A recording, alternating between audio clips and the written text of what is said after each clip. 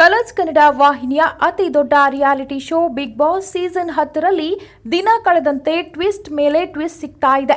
ಯಾರು ವಿನ್ನರ್ ಆಗಬಹುದು ಅನ್ನೋ ಕುತೂಹಲ ಒಂದು ಕಡೆಯಾದ್ರೆ, ಇನ್ನೊಂದು ಕಡೆ ಅಚ್ಚರಿಯ ಎಲಿಮಿನೇಷನ್ಗಳು ನಡೆಯುತ್ತಾ ಇವೆ. ಇನ್ನು ಲೇಟ್ ಆಗಿ ಬಿಗ್ ಬಾಸ್ ಮನೆಯೊಳಗೆ ವೈಲ್ಡ್ ಕಾರ್ಡ್ ಮೂಲಕ ಎಂಟ್ರಿ ಕೊಟ್ಟ ಮಂಗಳೂರಿನ ಅವಿನಾಶ್ ಶೆಟ್ಟಿ ಬಹಳ ಬೇಗ ಎಲಿಮಿನೇಟ್ ಆಗಿ ಮನೆಯಿಂದ ಹೊರ ನಡೆದು ಹೋದ್ರು. ಆದ್ರೂ ಕೂಡ ಮನೆಯೊಳಗಿನ ಸ್ಪರ್ಧಿಗಳ ಬಗ್ಗೆ ಕಾನ್ಫಿಡೆಂಟ್ ಆಗಿ ಮಾತನಾಡ್ತಾರೆ. ಇತ್ತೀಚೆಗೆ ನಡೆದ ಸಂದರ್ಶನವೊಂದರಲ್ಲಿ ಅವಿನಾಶ್ ಶೆಟ್ಟಿ ಅವರು ತನಿಷಾ ಅವರನ್ನ ಹೊಗಳಿದ್ದಾರೆ.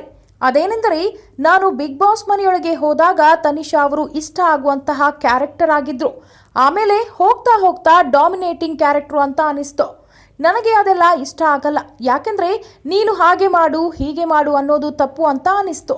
ಅದನ್ನು ನಾನು ಮೊದಲೇ ತಿಳಿಸಿದ್ದೆ ಕೂಡ. ಆದ್ದರಿಂದ ನಮ್ಮ ಸಂಬಂಧ ಸ್ವಲ್ಪ ಹಾಳಾಯಿತು. But at the end Tanisha ಅವರು ತುಂಬಾನೇ ಚೆನ್ನಾಗಿ ಆಡಿದ್ದಾರೆ. ಅವರು ಇನ್ನು ಸ್ವಲ್ಪ ತಾಳ್ಮೆ ಇಟ್ಕೊಂಡಿದ್ರೆ ಇನ್ನೂ ಸ್ವಲ್ಪ ಮುಂದೆ ಆಡಿ ಫಿನಾಲೆಗೆ ಬರಬಹುದಿತ್ತೆಂದು ತಮ್ಮ ಅಭಿಪ್ರಾಯ ವ್ಯಕ್ತಪಡಿಸಿದ್ದಾರೆ.